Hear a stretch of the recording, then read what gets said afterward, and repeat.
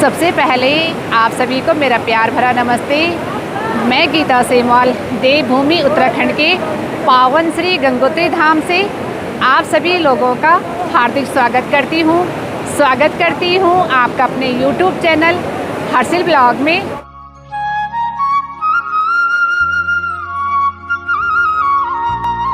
तो आज मैं अपनी ब्लॉग की शुरुआत शाम के 3 बजे पावन श्री गंगोत्री धाम से कर रही हूँ।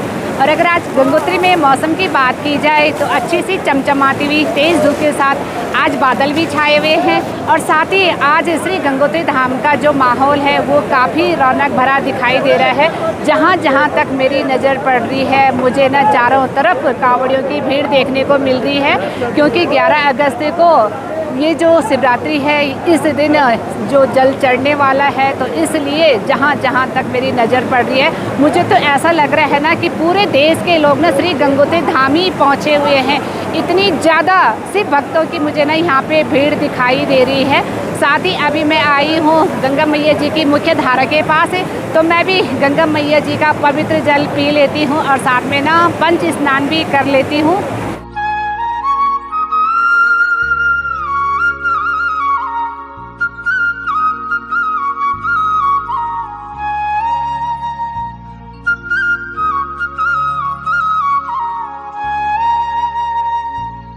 तो अभी गंगा मैया जी की धारा के पास मैंने पंच स्नान किया, साथ में गंगा मैया जी का पवित्र जल पिया।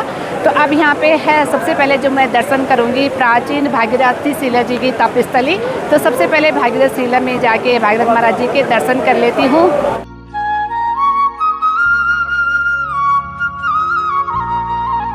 यहाँ पे ये देखिए मेरे हस्बैंड जी लोग और भैया जी लोग यहाँ पे बैठे हुए हैं। तो चलो अब गंगा मैया जी के दर्शन करते हैं। तो इसी के साथ अभी मैं आ गई हूँ गंगा मैया जी के प्रांगण में। यहाँ पे कावड़ियों की लंबी लाइन लगी हुई है दर्शन के लिए, और साथ में गंगा मैया जी के जोर जोर से जयकारे लग रहे हैं। साथ में अभी यहाँ पे देव डोली भी आई हुई है।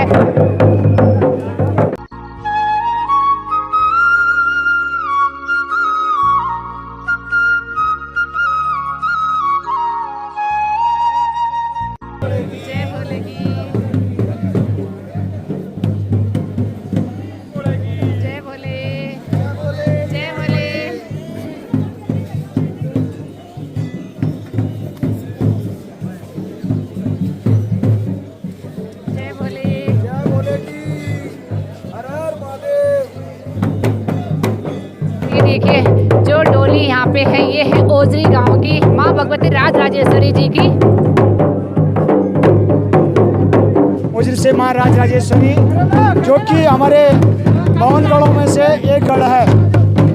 इसकी जो है कथाएं केदार कांटे में लिखी हुई है। ये माँ राज राजेश्वरी हमारी कुल देवी है। तो आप पहली बार लेके आए हैं भगवती को? हम लोग यहाँ पर बहुत बार आ चुके हैं। जब माता जी आदेश करती है तब हम लोग यहाँ डोली लेके आ जाते हैं। आपकी यात्रा मंगलमय हो। जय माँ भगवती।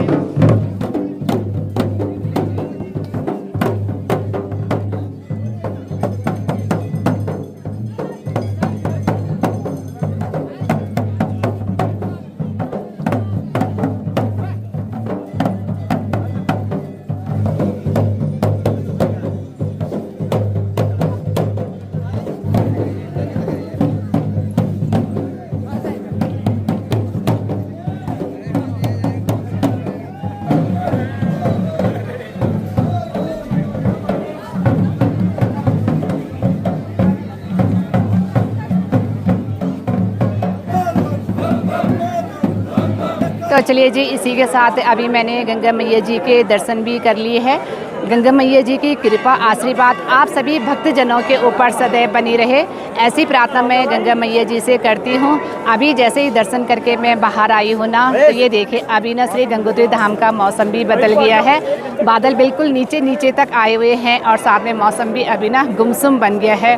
तो अभी थोड़ी देर तक लगभग 1 घंटा और हम यहाँ श्री गंगोत्री धाम में रुकेंगे और उसके बाद ना हमें आज ही मुखबा वापस लौटना है।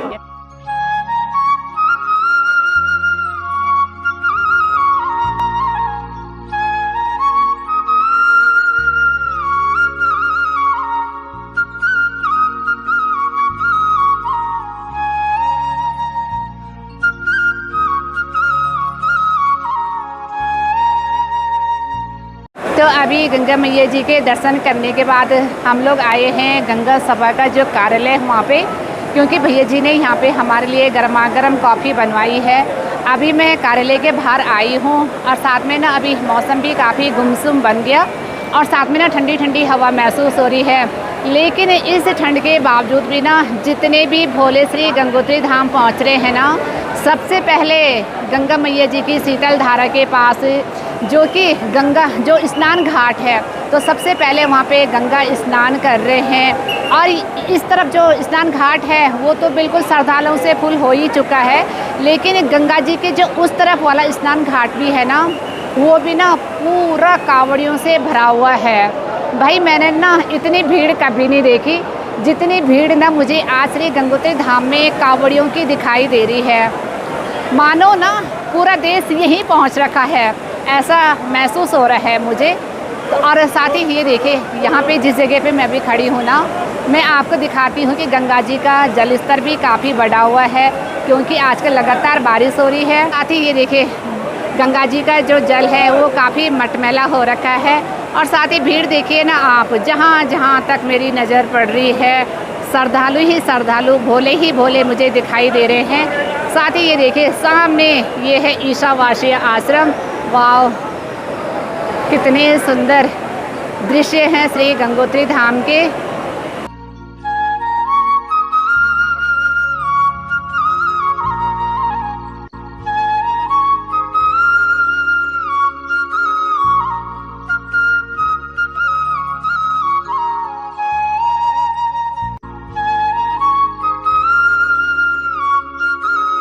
तो अभी गर्मा गर्म कॉफ़ी पीने के बाद मैं आई हूँ जहाँ से गंगा मैया जी का जो प्रांगण है वहाँ से जो रास्ता होके जाता है, सामने है काली कमली और इसी के सामने है ये देखिए पंजाब सिंह क्षेत्र।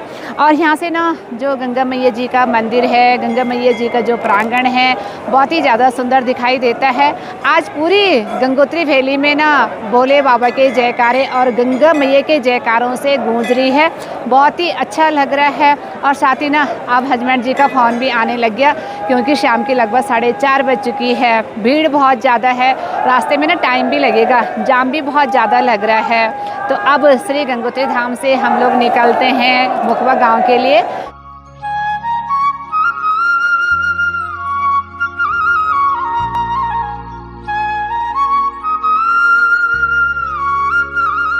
तो इसी के साथ आप सभी शिव भक्तों पे गंगा मैया जी की और शिव शंकर भगवान जी की कृपा आशीर्वाद सदैव बनी रहे, ऐसे प्रार्थना मैं गंगा मैया जी से करती हूँ। हर हर गंगे, जय माँ गंगे।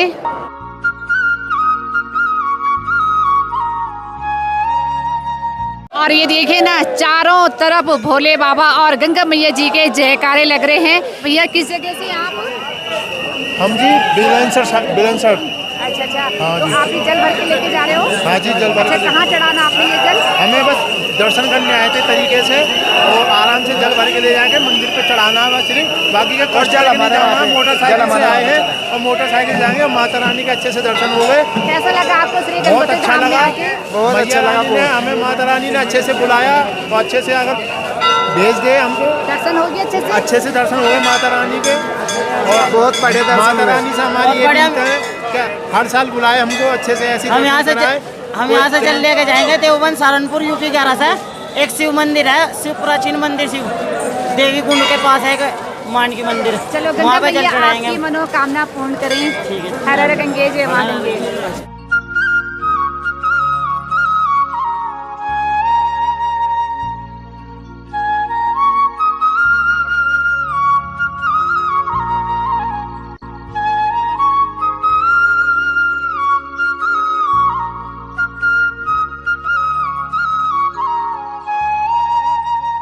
तो इसी के साथ अभी हम लोग पहुंच गए हैं बस अड्डे के पास, लेकिन गाड़ियां तो यहाँ कहीं नज़र नहीं आ रही है। यहाँ से जितनी दूरी तक मेरी नज़र पड़ रही है ना, मुझे झंडे और कावड़ी दिखाई दे रहे हैं। बहुत ज़्यादा भीड़ लगी हुई भाई।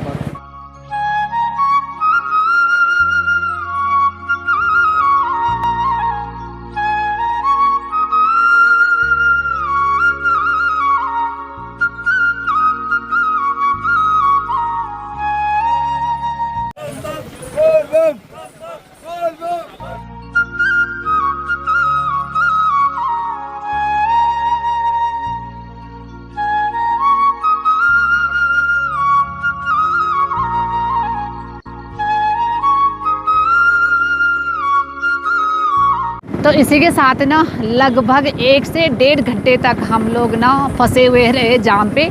गाड़ी और बाइक ना ऐसे खिसक रही है कि मैं क्या ही बताऊं, भीड़ में बहुत धीरे धीरे करके, और साथ में ना बाइकों की आवाज़ से, और जो ट्रकों में जो डीजे की आवाज़ है ना, मेरे तो कान ऐसे हो गए ना कि जैसे मुझे कुछ सुनाई नहीं दे रहा होगा, इतनी ज़्यादा भीड़ है। क्योंकि कांवड़ सीजन में मैं पहली बार आई हूँ श्री गंगोत्री धाम, तो इतनी भीड़ ना मैंने इस बार देखी है।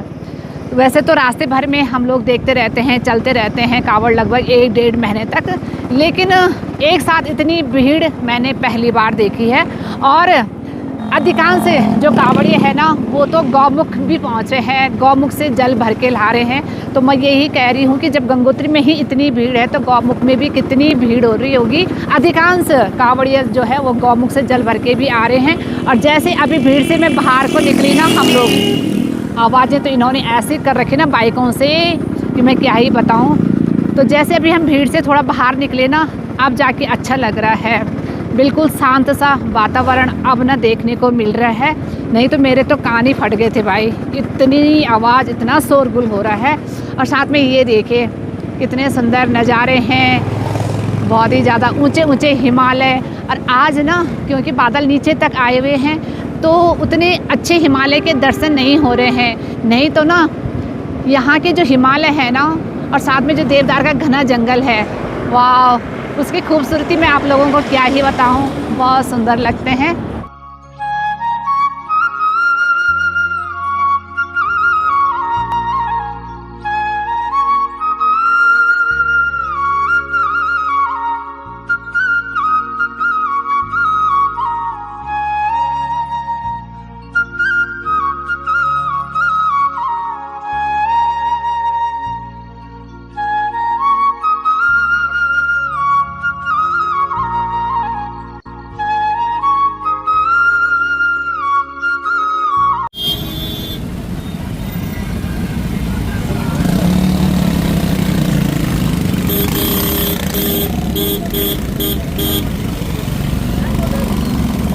तो चलिए जी, इसी के साथ खूबसूरत सफ़र में आगे बढ़ते हुए अभी हम लोग पहुंचने वाले हैं कोपांग के पास। और जब गंगा मैया जी की उत्सव डोली मुखवा से श्री गंगोत्री धाम जाती है या गंगोत्री से अपने शीतकाल प्रवास मुखवा जाती है, तो कोपांग के पास जो है ITBP का कैंप है और उनके द्वारा वहाँ पे विशाल भंडारे की व्यवस्था की जाती है। और साथ में गंगा मैया जी की उत्सव डोली को थोड़ी देर तक वहाँ पे बिठाया जाता है और पूजा अर्चना की जाती है।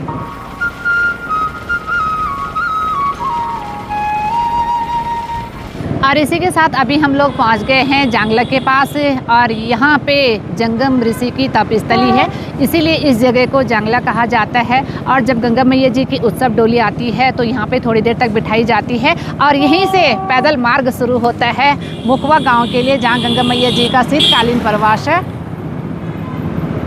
तो यहीं से गंगा मैया जी पैदल करके अपने शीतकालीन प्रवास मुखवा में पहुँचती है और 6 महीने फिर गंगा मैया जी की वहाँ पे पूजा अर्चना की जाती है। वैसे मुखवा गांव में गंगा मैया जी की 12 महीने पूजा होती है, लेकिन जब गंगा मैया जी की उत्सव डोली श्री गंगोत्री धाम से मुखवा पहुंचती है तो गंगा मैया जी की भोग मूर्ति को वहीं पे रखा जाता है मंदिर पे।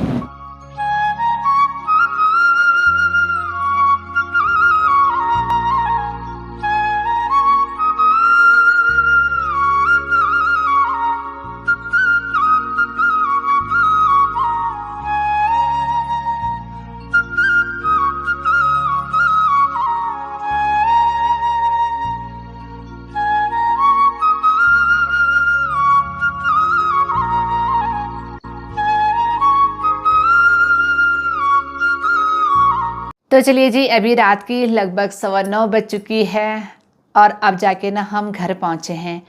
आज मुझे इतनी ज़्यादा थकान लग गई ना, मैं क्या ही बताऊँ, क्योंकि भीड़ इतनी ज़्यादा हो रही है ना, इतना जाम लग रहा है कि मतलब गाड़ी आगे बढ़ानी ना बहुत ज़्यादा मुश्किल हो रही है। अगर हम 4 व्हीलर्स में होते ना तो मुझे लग रहा है कि हम 10 बजे से पहले घर नहीं पहुँचते। बाइक एक ही थोड़ा थोड़ा करके ना, जाम भी है तो किनारे किनारे से मेरे हस्बैंड जी निकाल भी रहे थे। पर मैं क्या ही बताऊं भाई, एक चीज़ जो मैंने आज नोटिस की ना, और मुझे लगता है कि सरकार को ना इस चीज़ की ओर थोड़ा ध्यान भी देना चाहिए। एक तो डीजे की आवाज़ इतनी ज़्यादा तेज़ है और साथ में बाइक की आवाज़। बाइक जो सिंपल तरीके से चल रही है उसमें कोई प्रॉब्लम नहीं है, लेकिन जिन्होंने अपनी बाइक से ना साइलेंसर निकाले हुए हैं ना, उनकी फट फट की जो आवाज़ आ रही है ना, वो मेरे कानों में अभी तक भी गूंज रही है। बहुत ज़्यादा तेज़ आवाज़ है। और दूसरी बात पता है मैंने आज क्या नोटिस की, मुझे ना सच में कह रही हूँ खुद भी इतना बुरा लगा। जगह जगह ना इतना कूड़ा हो रहा है ना, जैसे कि आजकल डाक कावड़ वाले चल रहे हैं। तो मानती हूँ उन लोगों की सारी व्यवस्थाएं ट्रक पे ही होती है, वो खाना ट्रक के अंदर बनाते हैं। या मैंने जब गंगोत्री में जब मैं पहुँची हूँ ना, तो जो स्थिति मैंने देखी, जैसे वो खाना बना रहे हैं, ठीक है आप खाना बना रहे अच्छी बात है, लेकिन खाना बनाने के बाद आप ना पत्तल यूज कर रहे हैं, पुड़के यूज कर रहे हैं या प्लास्टिक के ग्लास यूज कर रहे हैं। तो खाना खाने के बाद डस्टबिनें लगी हुई है, लेकिन वो कूड़ा ना ऐसा ही फैला हुआ है। आप गंगा के किनारे जा रहे हैं, गंगा स्नान कर रहे हैं, मुझे आज ना वहाँ पे जाके बहुत ही ज़्यादा बुरा लगा। ठीक है आप नहा रहे हैं, आप अपने वस्त्र को ना ऐसे ही छोड़ रहे हैं जो स्नान घाट है उसके किनारे पे, जबकि वहाँ पे ना बड़े बड़े डस्टबिन लगे हुए हैं। आप ना नहाने के बाद अपने जो वस्त्र हैं वो डस्टबिन में भी डाल सकते हैं, बट नहीं, आप नहा रहे हैं, आप ना जो वस्त्र हैं, अंडरवियर है या बनियान है, आप ऐसे ही छोड़ रहे हैं। तो ना इस चीज़ से ना थोड़ा सा दुख होता है। और ये भाई देवभूमि है और साथ में देखो ना हिमालय क्षेत्र हैं, तो कहीं ना कहीं पर्यावरण को ना इन चीज़ों से नुकसान पहुंचता है।